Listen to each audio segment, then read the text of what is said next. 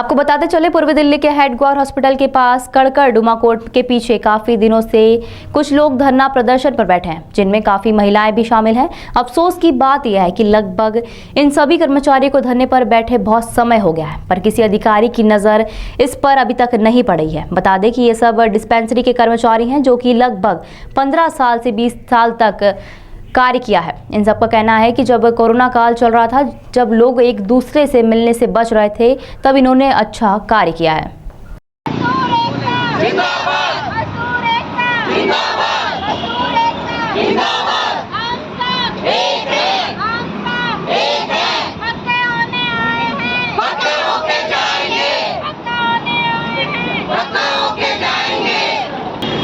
इस वक्त हम मौजूद हैं हेडक्वार्टर हॉस्पिटल के गेट नंबर और दाले के गेट पर, जहां पर काफ़ी दिन से एक धरना प्रदर्शन चल रहा है। जो कुछ अपनी मांगों को लेकर मजदूर बैठे हैं, लेकिन इनकी अभी तक कोई सुनवाई नहीं हुई। आज हम इनके पास आप पहुँचे, आइए हम पूछते हैं इनसे कि आखिर ये धरना प्रदर्शन क्यों कर रहे हैं। लेकर बैठे हैं, किस लिए लेकर बैठे हैं? सर, ये धरना हमारा जो है आज 73 दिन हो गए चलते। हम सभी कर्मचारी 585 कर्मचारी जो है पिछले 73 दिन से यहाँ बैठे हुए हैं अपनी मांगों को लेकर। हमारी मांग इस प्रकार है कि भाई हम लोग निर्देशालय स्वास्थ्य विभाग के अंतर्गत जो डिस्पेंसरियाँ आती हैं ना, उसके अंदर हम लोग नर्सिंग ऑर्डरली और सुपरकम चौकीदार के उसमें पोस्ट है। और हमारी मांग ये है कि हम सबको नियमित करा जाए, क्योंकि हम लोग 2016 से डेली वेज चल रहे हैं। तो ये हमारी मांग है, लेकिन ना तो दिल्ली सरकार हमारी सुन रही है और ना ही एलजी सरकार सुन रही है। हमने सबको पत्राचार कर रखा है, एलजी साहब को भी और दिल्ली सरकार को भी, लेकिन ना तो दिल्ली सरकार का कोई नुमाइंदा आके हमसे बात कर रहा है, ना ही एलजी सरकार की तरफ से। तो हम सबसे यही कहना चाहेंगे कि भाई हमें आज 73 दिन हो गए हैं धरने पे बैठे बैठे, लेकिन अभी तक किसी की तरफ से कोई कार्रवाई नहीं हो रही है और ना ही हम लोगों से कोई बातचीत करी जा रही है। सर, धरने पे बैठने से पहले आपने सूचना दी थी उनको कि हम धरना करेंगे, अगर आपने हमारी सुनवाई नहीं की तो? सर, हमने 15 दिन पहले दिल्ली सरकार को पत्राचार करा था, जिसमें स्वास्थ्य मंत्री साहब थे और केजरीवाल साहब थे और एलजी साहब थे। हमने सबको पत्राचार कर रखा है और सबको इस धरने की जानकारी दी थी। तो उधर से कोई आश्वासन आपको? अभी तक कोई आश्वासन नहीं आया है हमारे पास, और हम लोग अपनी मांगों को लेकर अड़े हुए हैं कि भाई जब तक हमारी मांगें पूरी नहीं होगी, चाहे हमें और भी कितने दिन बैठना पड़ जाए, लेकिन हम अपनी मांगों को लेकर अड़े रहेंगे। हिंदुस्तान में जो अभी तक सबसे बड़ा धरना चला है वो चला है किसानों वाला धरना। तो किसानों की कहीं ना कहीं चीज हो रही है, क्या आप भी उस धरने को उस स्तर पर लेके जाएंगे? बिल्कुल सर, हम जब तक हमारी मांगें पूरी नहीं होगी कि एक साल 13 महीने बैठे थे, हमें उससे भी ज़्यादा बैठना पड़ेगा। हम जब भी बैठेंगे, लेकिन अपना हक हम लेके रहेंगे। दिल्ली सरकार ने जब अपनी सरकार बनाई थी तो वादा करा था कि भाई हम सभी कर्मचारी, कॉन्ट्रैक्ट कर्मचारी, ठेका पर्दा कर्मचारी और सबको पक्का करेंगे, लेकिन वो वादा आज दिल्ली सरकार को इतना टाइम हो गया अपनी सरकार बनाए हुए, अभी तक वो वादा पूरा नहीं करा गया, जिसमें कि दिल्ली सरकार ने हम सबको 2016 में डेली वेज करा था और डेली वेज के बाद अगला स्टेप जो होता है रेगुलाइजेशन होता है। लेकिन ये हमारे साथ शोषण हो रहा है कि हम लोगों को जो है ठेकेदारी में डाला जा रहा है, और जिसमें कि हमने दिल्ली सरकार को और हमारा निर्देशालय स्वास्थ्य सेवा विभाग है उसको इस चीज़ की जानकारी दी है कि भाई ये जिसको भी ठेका देते हैं वो हमसे रिश्वत मांगता है और हमारे साथ अभद्र भाषा का प्रयोग करता है और हमारे साथ जातिवाद करता है। हमारे में से 90% लोग हैं SC कोटे से, इसलिए हमारा शोषण करा जाता है। अब हमारे चैनल के माध्यम से आप सरकार से क्या बात पहुँचाना चाहेंगे? हम सरकार के आपके चैनल के माध्यम से सरकार से यही कहना चाहेंगे कि भाई हमें आज 73 दिन हो गए बैठे हुए, तो दिल्ली सरकार हो चाहे एलजी सरकार हो, सबसे यही कहेंगे कि जो हमारी मांगें हैं वो हमें पूरी करी जाए, और हमारे को जो नियमितकरण का इन्होंने बोला था कि भाई हम सबको पक्का करेंगे, तो हमें पक्का करा जाए। हमारे साथ यहाँ पर एक और सभी मौजूद है, इस तरह का नाम बताइए। मेरा नाम अजय कुमार है सर, इस धरना को लेकर आपका क्या कहना है? जो आप धरना प्रदर्शन में बैठे हैं, क्या कहना आपका? सर, ये जो धरना है ये इसलिए है कि हमारी जीविका, हमें अपनी जीविका चलाने का एकमात्र साधन हमारी ये नौकरी है।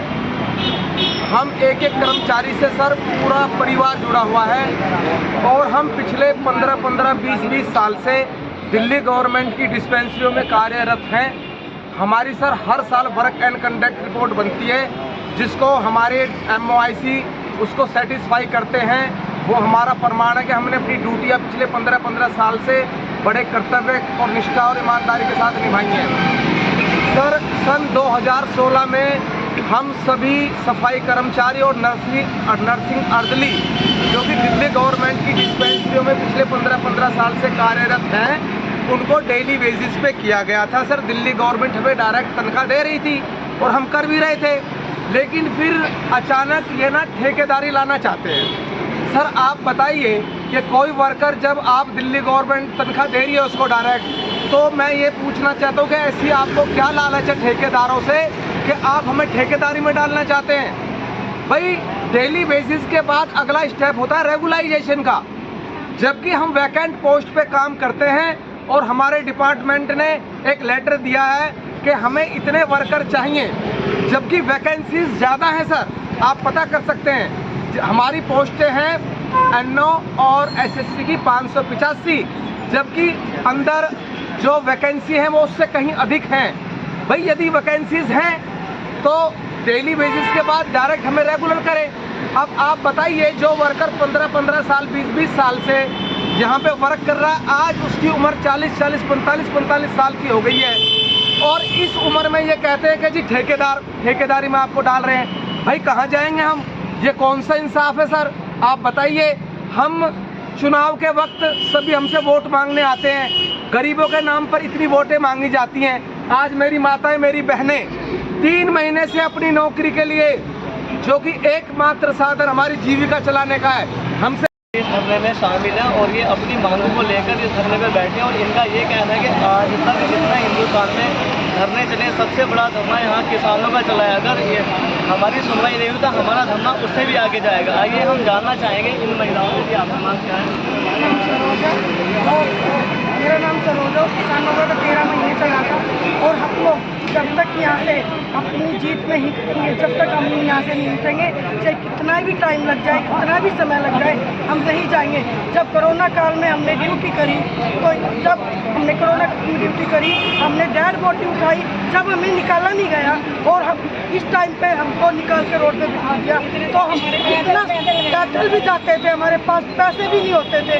तो हम जब कोरोना में ड्यूटी करी तो इन्होंने बोला था पक्का करेंगे, हमें ये तोहफा मिला कि तुम लोग रोड पे निकल जाओ, और हमारे कमाने वाले हस्बैंड भी नहीं है। अब हमारे 40 साल की उम्र में कहाँ जाएंगे?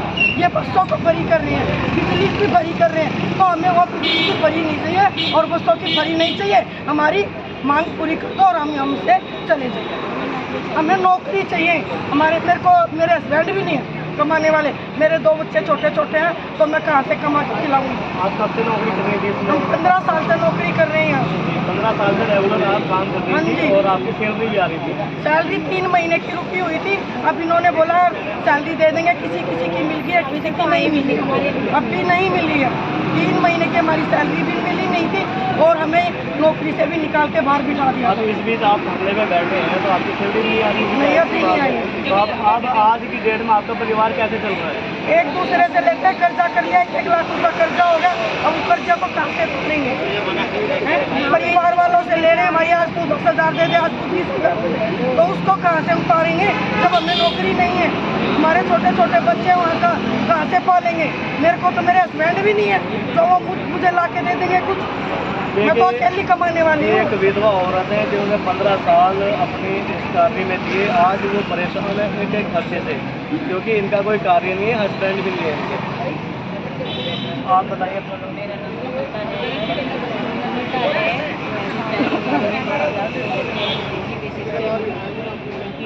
हमें सैलरी भी नहीं है, सैलरी भी नहीं दे रहे। हमारी मांग है परमानेंट किया जाए हम लोगों को।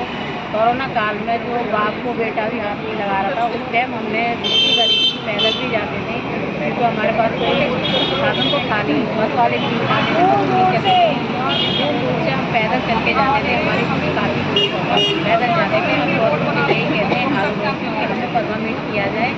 जो हमने मेहनताना किया है कोविड में, तो कम से कम इतना तो करें कि हमें डेली बेसिस पे रखा था, तो हमें परमानेंट किया जाए। रेगुलर होता है डेली बेसिस पे, ताकि परमानेंट करने का चांस है, इनको करना चाहिए। और ये हमें ठेकेदारी में दे रहे हैं, किस बेस पे ठेकेदारी में? तो इसलिए हम ठेकेदारी जिम्मेदारी पे नहीं जाएंगे। हाइब्रिड महिलाओं का ये भी कहना है कि कोरोना ने जी तौर से मेहनत की है और कोरोना काल में जहाँ पर लोग एक दूसरे से बच रहे थे वहाँ पर इन्होंने वहाँ लाशें उठाई, बॉडी उठाई, पर आज इनका हाल देखे इनको धरने पे बैठना पड़ गया। यहाँ पर हम अपनी बातों को खत्म करते हैं। बाकी सभी मनसा ठीक है। दूसरा हमारे यहाँ